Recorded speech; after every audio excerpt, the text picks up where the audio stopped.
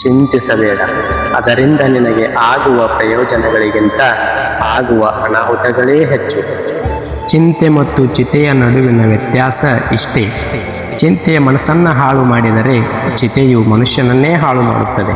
ಮನುಷ್ಯನು ತನ್ನ ಹಳೆಯ ಬಟ್ಟೆಗಳನ್ನು ತ್ಯಜಿಸಿ ಹೊಸ ಬಟ್ಟೆಗಳನ್ನು ಧರಿಸಿದಂತೆಯೇ ಆತ್ಮವು ಕೂಡ ಹಳೆಯ ಮತ್ತು ನಿಷ್ಪ್ರಯೋಜಕ ದೇಹಗಳನ್ನು ತ್ಯಜಿಸಿ ಹೊಸ ಭೌತಿಕ ದೇಹಗಳನ್ನು ಪಡೆಯುತ್ತದೆ. ಯಾರಿಗೂ ಕೂಡ ನೀನು ನೋವು ಆಗಲಿ ಅಥವಾ ದುಃಖವನ್ನಾಗಲಿ ಕೊಡಬೇಡ, ಏಕೆಂದರೆ ಆಗ ಮಾತ್ರ ನಿನಗೆ ಸುಖ ಸಿಗುತ್ತದೆ. ನೀನು ಮತ್ತೊಬ್ಬರಿಗೆ ಕೊಟ್ಟಿರುವ ದುಃಖ ಆಗಲಿ, ವಸ್ತು ಆಗಲಿ ಅಥವಾ ದಾನದ ರೂಪದಲ್ಲಿ ಏನಾದರೂ ಆಗಲಿ, ಮುಂದಿನ ದಿನಮಾನಗಳಲ್ಲಿ ಅದು 1000 ಪಟ್ಟು ಹೆಚ್ಚಾಗಿ ನಿನಗೆ ಸಿಗುತ್ತದೆ. ಈಗಿರುವ ನಿನ್ನ ಸಮಯ ನಿನ್ನೊಂದಿಗೆ ಸಹಕರಿಸದೇ ಇದ್ದಾಗ ಮೌನವಾಗಿರು, ಅಷ್ಟೇ ಸಾಕು. ಸರಿಯಾದ ಸಮಯದಲ್ಲಿ ನಿನ್ನ ಎಲ್ಲ ಕಾರ್ಯಗಳು ತಮ್ಮಷ್ಟಕ್ಕೆ ತಾನೇ ಆಗೇ ಆಗುತ್ತದೆ. ಯೋಚಿಸುವುದನ್ನು ನಿನ್ನ ತಲೆಯಿಂದ ಸಂಪೂರ್ಣವಾಗಿ ತೆಗೆದುಹಾಕು. ಎಷ್ಟೇ ಯೋಚಿಸಿದರೂ ಅದು ನಿನ್ನ ವಿನಾಶಕ್ಕೆ ದಾರಿಯನ್ನು ಮಾಡಿಕೊಡುತ್ತದೆ ಹೊರತು ನಿನ್ನ ಸುಖಕ್ಕಾಗಿ ಎಂದಿಗೂ ಕೂಡ ಅವಕಾಶ ಮಾಡಿಕೊಡುವುದಿಲ್ಲ. ಹಾಗೆಯೇ ಗುರಿಯನ್ನು ಸಾಧಿಸಲು ಒಂದಲ್ಲ ಒಂದು ದಿನ ಬಂದೇ ಬರುತ್ತದೆ. ಅದಕ್ಕಾಗಿ ಸಾಧಿಸಲು ಸಮಯವನ್ನು ಯಾವುದೇ ಕಾರಣಕ್ಕೂ ವ್ಯರ್ಥ ಮಾಡಬೇಡ.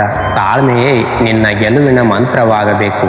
ಜೀವನದಲ್ಲಿ ಚಿಂತೆಗಳು, ಕಷ್ಟಗಳು, ನೋವು, ನಲಿವು, ಸಂಕಷ್ಟಗಳು ಇದ್ದದ್ದೇ.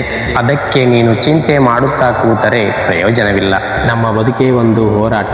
ಈ ಹೋರಾಟದಲ್ಲಿ ನಿನ್ನ ಕೆಲಸವನ್ನು ಪ್ರಾಮಾಣಿಕವಾಗಿ ನಿಷ್ಠೆಯಿಂದ ಮಾಡು.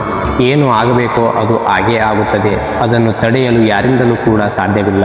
ಈ ಜೀವನದಲ್ಲಿ ನೀನು ಯಾವುದೇ ಕೆಲಸವನ್ನು ಪ್ರೇಮದಿಂದ, ಶುದ್ಧ ಮನಸ್ಸಿನಿಂದ ಮಾಡಿ ನೋಡು. ಒಂದಲ್ಲ ಒಂದು ದಿನ ನಿನಗೆ ಗೆಲುವು ಸಿಕ್ಕೇ ಸಿಗುತ್ತದೆ. ನಿನ್ನ ಆಶೆಗಳು ನಿನ್ನ ದುಃಖಕ್ಕೆ ಮೂಲ ಕಾರಣ ಆಗುತ್ತದೆ. ಅತಿ ಆಶೆಯಿಂದ ಮೊದಲು ದೂರ ಇರುವುದನ್ನು ಕಲಿ. ಮಾನವನ ಸ್ವಯಂ ವಿನಾಶ ಮತ್ತು ನರಕಕ್ಕೆ ಈ 3 ದ್ವಾರಗಳಿವೆ.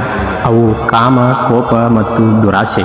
ನೀನು ಎಲ್ಲಿಯವರೆಗೂ ಇವುಗಳಿಂದ ದೂರ ಇರುವುದಿಲ್ಲವೋ ಅಲ್ಲಿಯವರೆಗೂ ನಿನ್ನ ಮನಸ್ಸಿನಲ್ಲಿ ಶಾಂತಿ ಅನ್ನೋದು ನೆಲೆಯೂರಲು ಸಾಧ್ಯವೇ ಇಲ್ಲ. ನಿನ್ನ ಕೆಲಸ ನೀನು ಮಾಡು. ಫಲಿತಾಂಶದ ಚಿಂತೆಯ ಬಗ್ಗೆ ತಲೆ ಕೆಡಿಸಿಕೊಳ್ಳಬೇಡ. ಯಾರಿಗೆ ಯಾವಾಗ ಏನು ಎಷ್ಟು ಕೊಡಬೇಕೆಂಬುದನ್ನು ಭಗವಂತನೇ ಬಲ್ಲ.